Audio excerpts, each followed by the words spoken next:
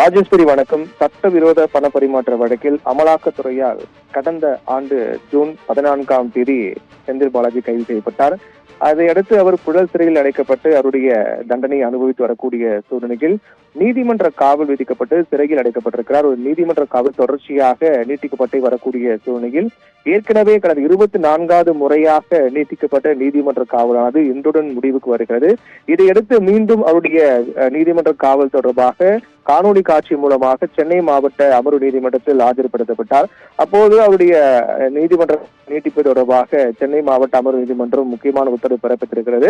அதன் அடிப்படையில் புழல் சிறையில் அடைக்கப்பட்டிருக்கூடிய செந்தில் பாலாஜி நீதிமன்ற காவல் 25வது முறையாக நீட்டிக்கப்படுவதாகவும் 25வது முறையாக நீட்டிக்கப்பட்டிருக்கூடிய இந்த காவலானது மார்ச் 13 நாளை மறுநாள் வரை நீட்டிக்கப்படுவதாக தெரிவிக்கப்பட்டிருக்கிறது. இதையடுத்து மார்ச் 13ஆம் தேதியன்று மீண்டும் அவர் ஆஜர்படுத்தப்படுவார். அதாவது மார்ச் 13ஆம் தேதியோடு அவருடைய 25வது முறையாக நீட்டிக்கப்பட்ட நீதிமன்ற காவல் முடிவுக்கு வரும்.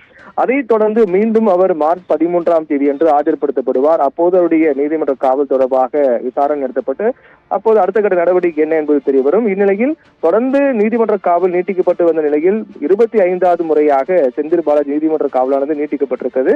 இந்த நீட்டிப்பு பொறுத்தவரையில் மார்ச் 13 நாளை மறுநாள் வரை நீட்டிக்கப்பட்டிருப்பதாக நீதிமன்றம் தெரிவித்திருக்கிறது. ஏற்கனவே இவர் இந்த வழக்கில் தொடர்பாக ஜாமீன் கோரி உச்சநீதிமன்றம் வரை சென்ற நிலையில் அவருக்கு ஆதரவாக தீர்ப்பு வராத நிலையில் தற்போது அவர் புழல் சிறையில் தொடர்ந்து அடைக்கப்பட்டு வருகிறார். குறிப்பாக இதற்கு முன்னதாக அவர் முதன்மை அமர்வு நீதிமன்றம், அதைத் தொடர்ந்து உயர்நீதிமன்றம், அதற்கு பிறகு உச்சநீதிமன்றம் என அடுத்தடுத்த நிலைகளில் அவர் ஜாமீனுக்காக அணுகினாலும் கூட ஜாமீன் அவருக்கு ஆதரவாக தீர்ப்பு வராத சூழ்நிலையில் தற்போது தொடர்ந்து அவர் சிறையில் அடைக்கப்பட்டு வருகின்றார். இந்த நிலையில் தான் 25வது முறையாக செந்தில் பாலாஜி நீதிமன்ற காவலானது நீட்டிக்கப்பட்டிருக்கிறது. மார்ச் 13ஆம் தேதி வரை.